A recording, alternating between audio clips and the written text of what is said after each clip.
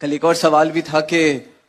अधिकारी महापुरुष जब तक अधिकारी नहीं बने होते तब तक तो बहुत प्रेम से बात करते हैं, धन्यंकार कहते हैं, फिर शायद उनमें अहंकार आ जाता है। तो दास तो यही कहेगा कि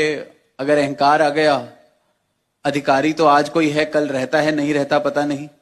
पर भक्त बन सकें, क्योंकि भक्त जो बन जाता है वो ताउम्र फिर भक्त रहता है। अधिकारी आज हैं, कल नहीं है, और जो भक्त बन गया फिर वो उसकी अवस्था हर अधिकारी से ऊपर है। इसलिए सदगुरु माता जी सबको सेवा जब किसी भी रूप में देते हैं, बात कहते हैं कि भक्त बन के ही रहना है, दास बन के ही रहना है। अधिकारी बनने जो लग गया वो तो फिर भक्ति की राह से दूर हो गया। कोई अधिकारी बन गया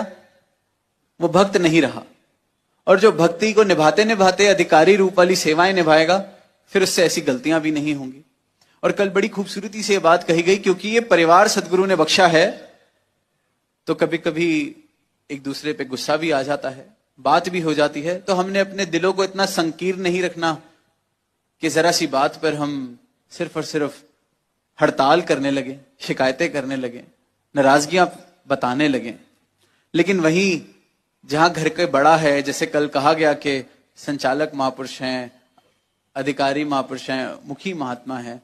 वो सेवा करते हैं। कई बार सेवा के किसी ऐसे मोमेंट में, किसी प्रेशर मोमेंट में कोई बात ऐसी कर दी तो हम बुरा ना माने। तो दास यही कहेगा कि जो महात्मा जिम्मेवारियां निभा रहे हैं,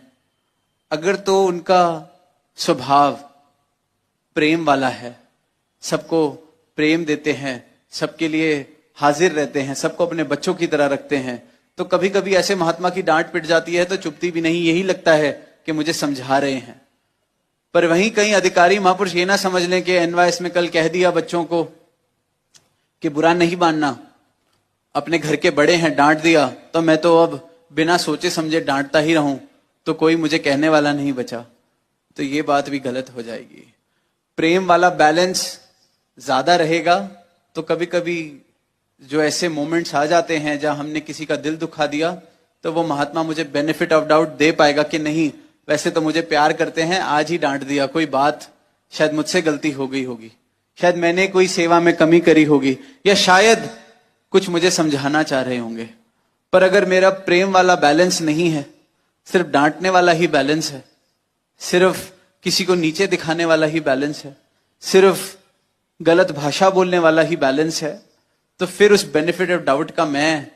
हकदार नहीं रह जाता, फिर ये सेवा निभाने का मैं हकदार नहीं रह जाता। फिर अगर मेरी भाषा सिर्फ एक जैसी ही है कि